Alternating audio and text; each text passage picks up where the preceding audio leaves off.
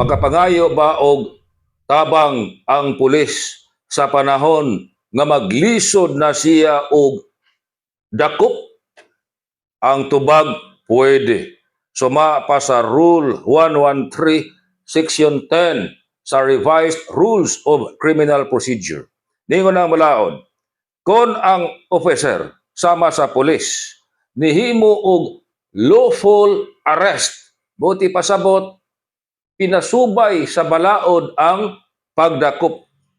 Unya ni iskapo ang gidakop.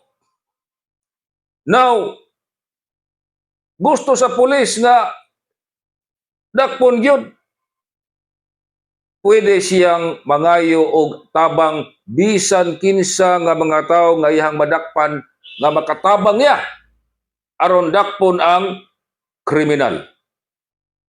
Pwede mo tawag siya bisan kinsa nga sibilyan. Pero kinahanglan kung kamo ganing sibilyan maoy matawagan sa pulis, siguruan ninyo nga kaya ninyo. Kaya patuga-tuga mo og tabang sa pulis, sibakog kamo na hinoy tabangon. So kana nga matang sa senaryo suma sa balaod, pwede kada nga ma-apply ngadto sa mga sibilyan kung kaya ang pagtabang ngadto sa pulis.